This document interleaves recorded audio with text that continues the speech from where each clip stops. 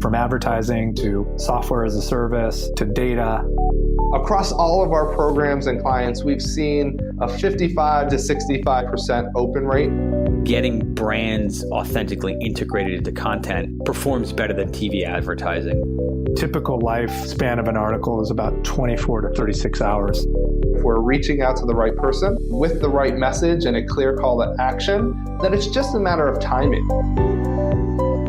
Welcome to the MarTech Podcast, and I Hear Everything production. In this podcast, you'll hear the stories of world-class marketers that use technology to drive business results and achieve career success. We'll unearth the real-world experiences of some of the brightest minds in the marketing and technology space so you can learn the tools, tips, and tricks they've learned along the way.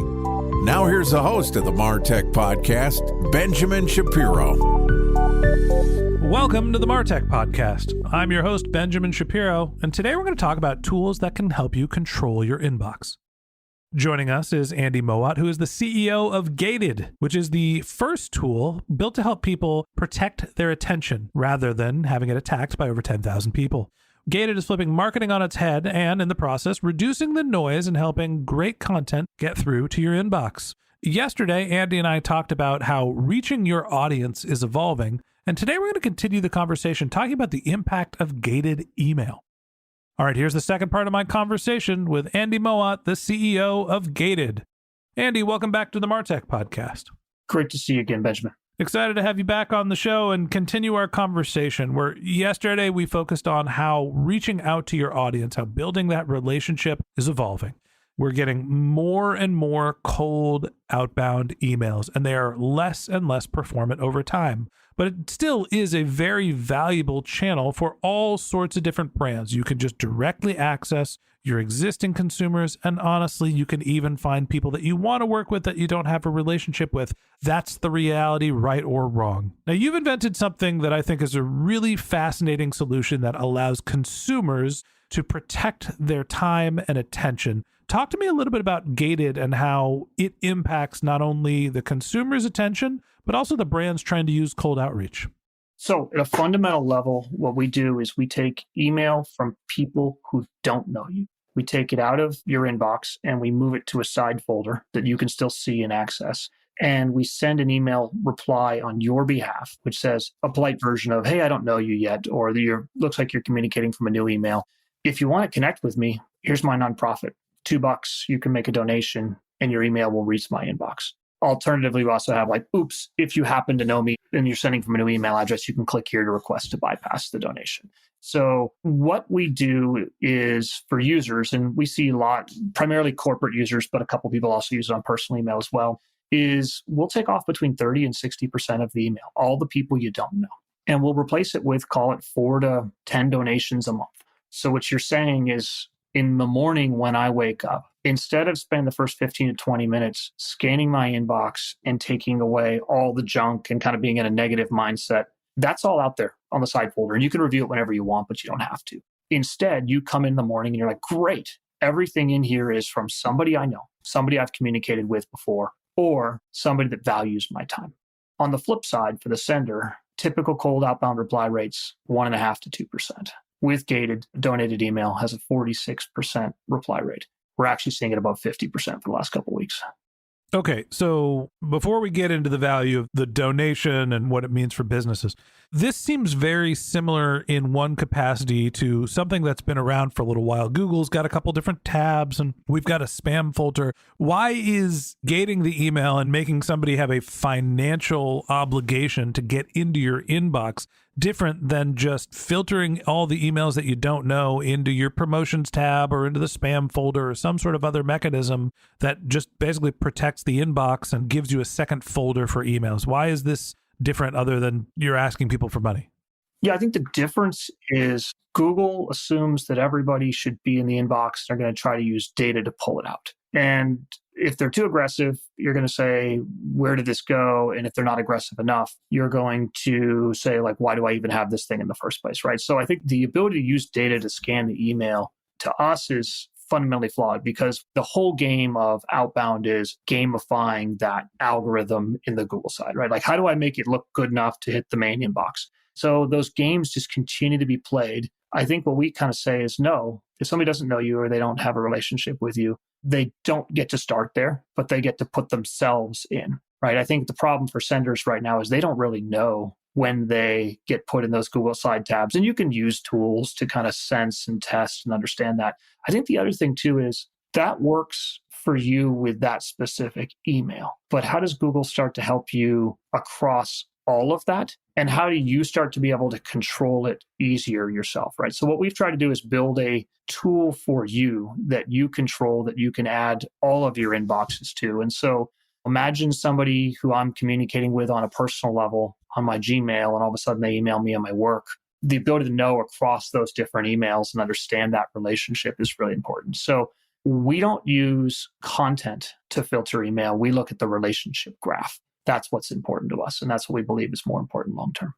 I think that that's something that's worth reiterating, that the difference between Gated and some of the promotions tab that you have is Google and all of the other ESPs are trying to figure out, is the content relevant to you as opposed to is the relationship relevant to you? So now that we're starting to filter based on relationship, I do know you, you can get into my inbox, as opposed to I don't know you, here's a hurdle to make sure that it's worth it.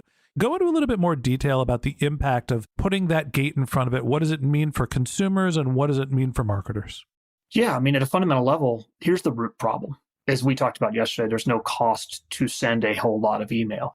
So no marketer, no salesperson pre-gated is thinking that through and doing that mathematical equation, right? So they send 100 emails, they get 1.5 to 2 replies, right? With gated, you can send 10 emails and get 5 replies. And so it fundamentally, we push the sender to think differently and to spend more time on targeting content relevance than just keep sending more, right? Gated is a long-term bet that we can change the incentives for senders. And if we can do that and we can force them to think differently, the world's better off everywhere, right? Like users get less email, senders get more replies, and the world benefits from a charitable donation as well, too.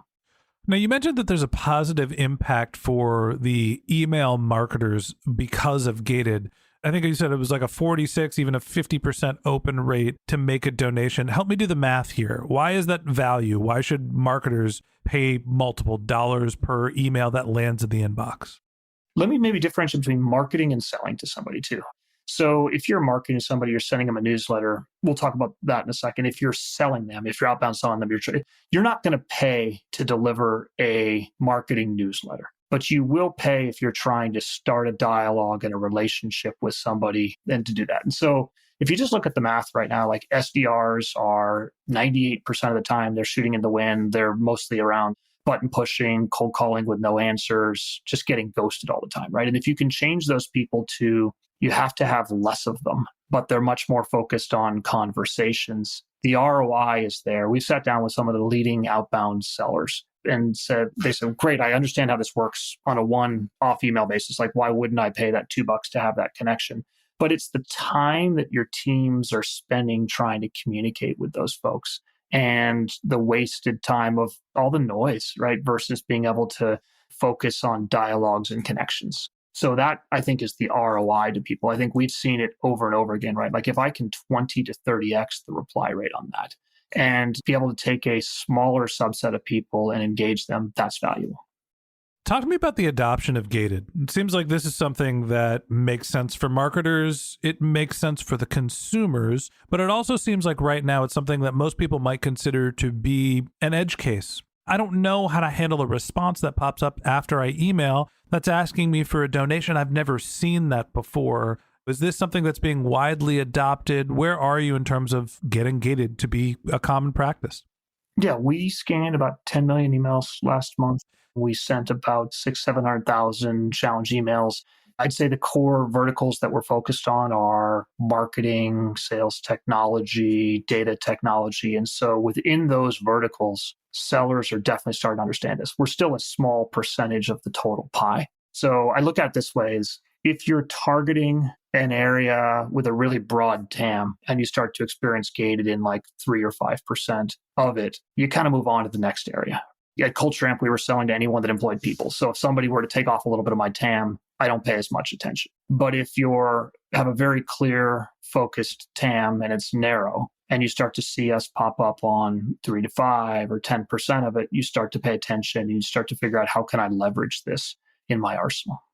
So talk to me about some of the reactions that you had both on the sender and the receiver side when they experience gated or when they're going through the process and introducing themselves to gated. Is everybody happy? Is everybody confused, sad? What's the response been to gated so far?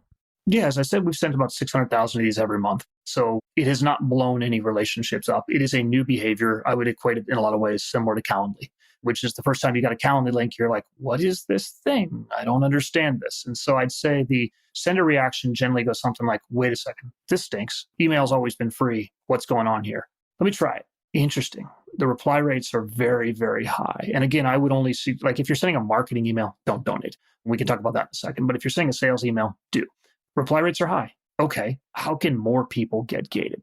So we see early on, we've got some pretty prominent MarTech investors. And one of them said this needs to work for both sides really early. And I think we've been blown away at how people have gone through that mental journey and understood it and welcomed it and started to actually become some of our biggest advocates on the sender side.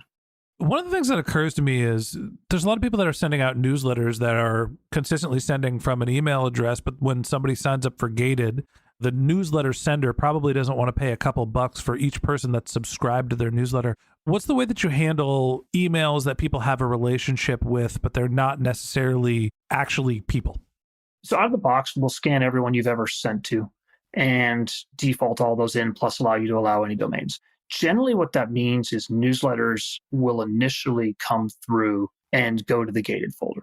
Now, we've spent a lot of time trying to not overload newsletter senders with all the gated challenges, but we're aware that sometimes when people send out a newsletter, they may get like 500 or 1,000 responses from gated. And so we've seen some initial like, whoa, what is this from a newsletter perspective?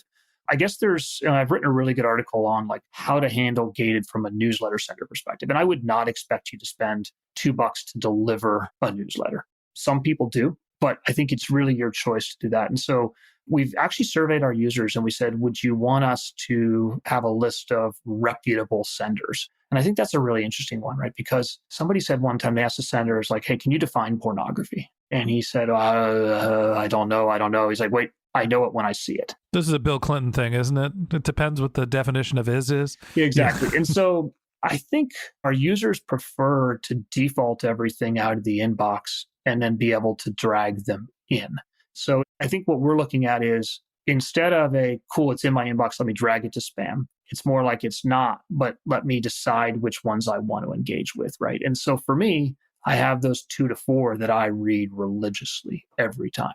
And I'm starting with those valuable ones versus the other way around, which is I'm assuming that everything that's decided to ever send me newsletters there. And so I think you can view it as a threat, but you can also view it as like if I'm sending really valuable content. And a good example is the metadata guys like Mark Huber and Jason, like they send a really valuable newsletter. And if that was one of like 20 or 30 I was getting a day, I would just tune it all out. But because that one is so valuable, I have paid attention and I dragged it into the inbox and I then get that one every time. So as you were going through and starting on this journey, obviously you've come a long way from launching the app. Where did you start? What was the concept originally for gated and how has it evolved to the point where you are now? I think it started off with blocking the noise. A guy who runs a big chunk of engineering at a top unicorn said, gated is the noise canceling headphones for email. And we love that. And we've really embraced it, right? And we spent a lot of time working to stop the noise. I think what we're learning in this as well, too, and this is actually what's going to guide like our next product release that's coming pretty soon, is some people truly want to shut off the noise and focus just on the relationships they have plus new things. But there's another subset of people that need to live in the noise and can't disconnect. They need to connect and find the signal and amplify the right signal. And so we're spending a lot of time thinking through how do we learn and evolve the product from that point in time. That's been the biggest learning for us, that not everyone can and is willing to turn off the noise. So Andy, I guess the last question I have for you is when you think about the value exchange here for gated, who's paying the bill here? Is it coming from the users have to pay? Is there a portion of the donations that go towards Gated? How does that sort of financial incentive get divvied up? I think at a fundamental level, we believe that you shouldn't have to pay to clean up the dog poop that is dropped on your lawn. Gated is effectively saying, no, let's let senders who value your attention pay for that. So we give the tool away completely free to users, and we take a cut of the donation. So it's a sender-funded model. Email clutter. It's a distraction. Everybody gets emails that they don't want, and the question is, how do you handle them? You could put a paywall in front of your email and stop people's immediate ability to grab your attention, or you could just continue to filter. There's always different ways to solve the same problem. Gated coming up with a new, unique way for you to protect your time and your space, and maybe it actually has a positive impact for marketers as well. And that wraps up this episode of the Martech Podcast. Thanks for listening to my conversation with Andy Mowat, the CEO of Gated. If you'd like to get in touch with Andy, you could find a link to his LinkedIn profile in our show notes. You can contact him over email. His handle is andy@gated.com, or you can visit his company's website, which is gated.com.